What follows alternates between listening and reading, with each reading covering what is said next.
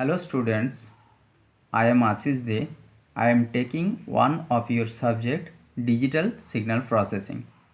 In my earlier class, I have given two video lectures on overlap save method and overlap add method. Today I will take today I will take a today I will teach the topic on filter. In circuit theory, you know there are four types of filters. They are high pass filter,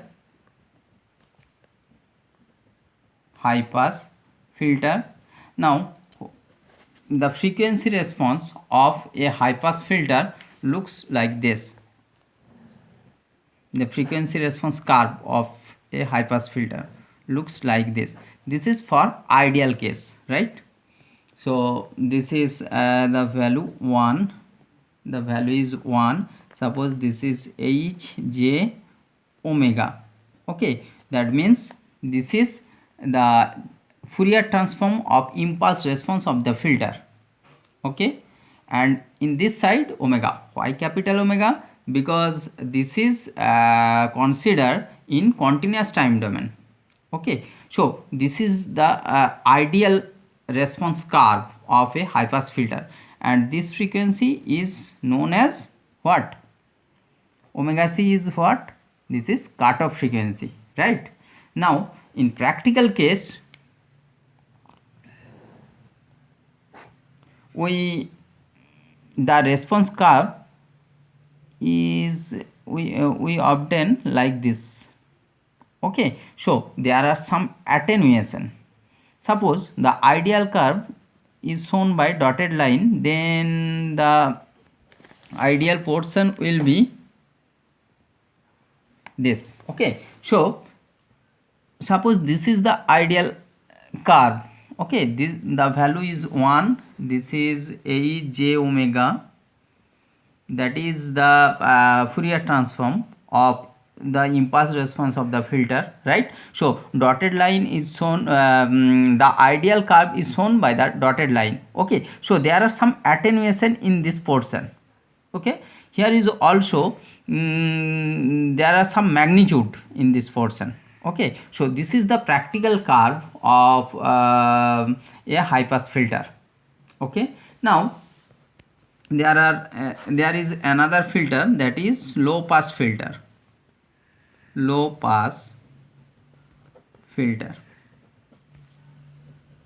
You know the frequency response curve of a low pass filter looks like this.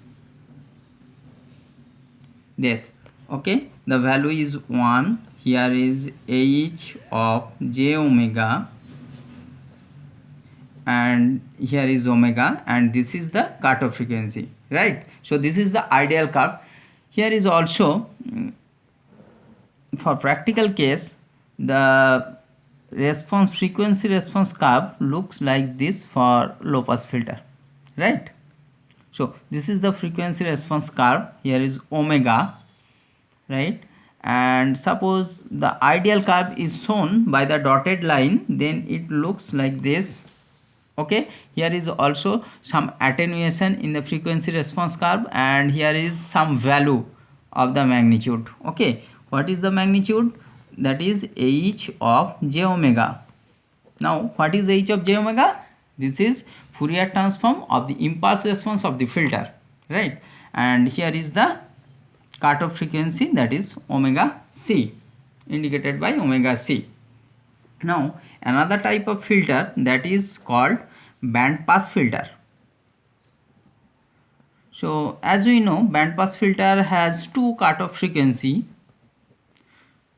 So it passes the frequency in between two cutoff frequencies. Okay, so the frequency response curve for ideal case of band pass filter is this. So this cutoff frequency, suppose omega c1, and another cutoff frequency is omega c2.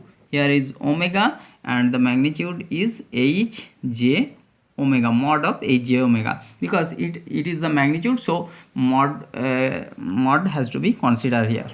Okay. Now in practical case it looks like this,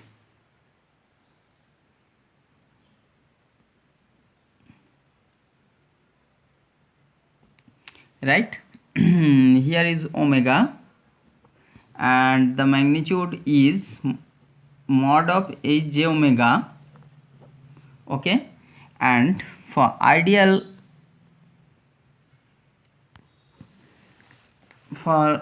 case the response curve is shown by the dotted line. Okay, so there are some deviation from the ideal value. Okay, here this is omega c1 and this is omega c2, first cutoff frequency. This is lower cutoff frequency and this is called higher cutoff frequency, right? These all things are known to you. And another filter is number 4, that is band stop filter.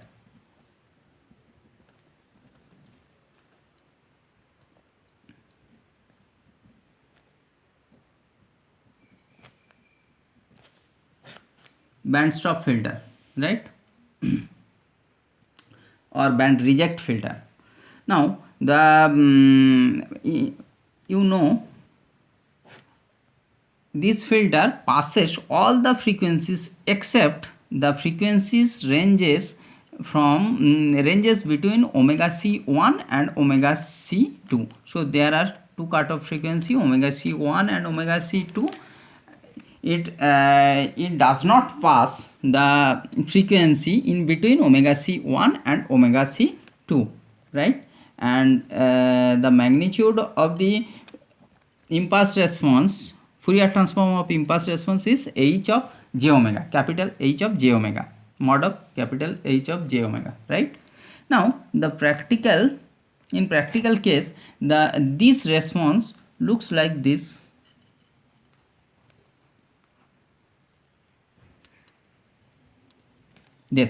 Okay, so suppose this has the highest magnitude. Okay, so in ideal case it look like this. The dotted portion, this dotted portion is shown the ideal response curve, right? This is omega c1 lower cutoff frequency and this is omega c2 higher cutoff frequency. In this side omega, in this side H of j omega, obviously in mod. Okay, so these are the frequency response curve in ideal and practical case. Okay, now when we consider digital filter, there are two kinds of digital filter. They are number 1 IIR and number 2 is FIR. Now what is the full form of IIR?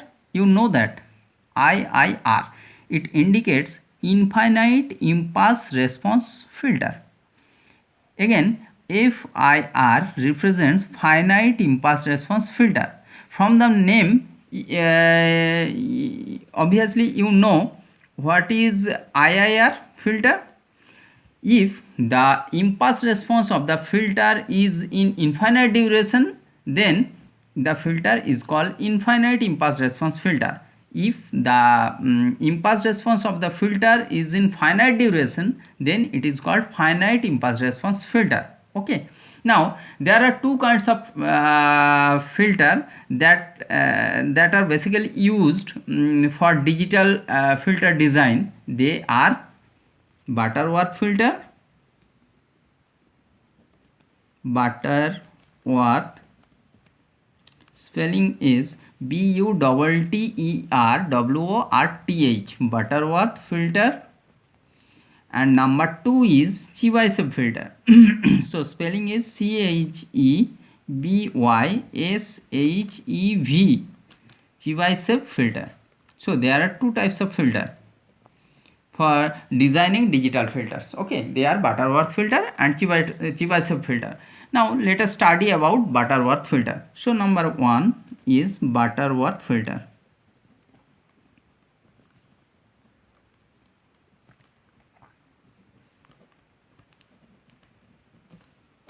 Butterworth filter.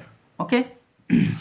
To design analog Butterworth filter, we have to know order of the filter. Okay. Now frequency response, the magnitude of Fourier transform of its impulse response of a Butterworth filter is expressed by a mod of h of j omega, that is expressed by 1 by 1 plus omega by omega c to the power 2n whole to the power half, that means root over, where n indicates order of the filter, that may be 1, 2, 3 like this. Okay, so this is the magnitude of Fourier transform of impulse response of a Butterworth filter.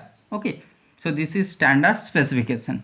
Okay, now when we consider normalized Butterworth filter, then for normalized Butterworth filter, the magnitude will be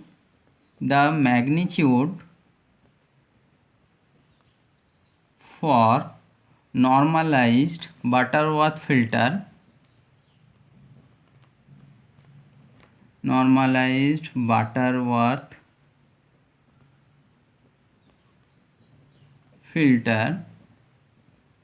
can